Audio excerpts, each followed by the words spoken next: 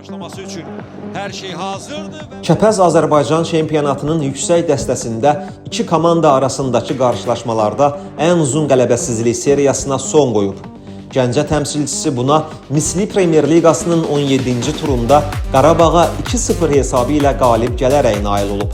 Son qələbəsini 2002-ci ildə qazanan Kəpəz 37 qarşılaşmadan ibarət seriyanı qırıb. Təxminən 24 ildən sonra rəqibinə qalib gələn Gəncə təmsilçisi 8694 gündən sonra bunu bacarıb.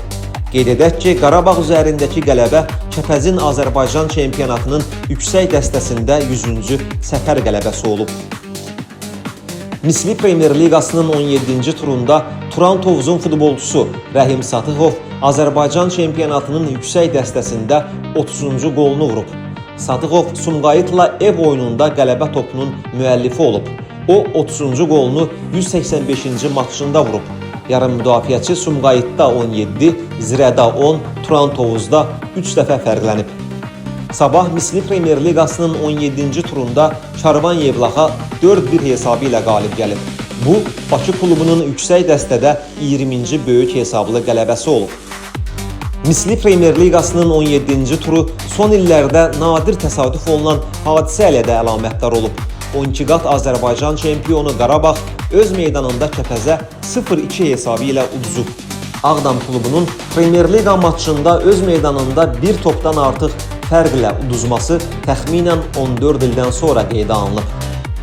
Misli Premyer Liqasının 17-ci turu 7 legioner baş məşqçisinin komandasının meydana çıxması ilə əlamətdar olub.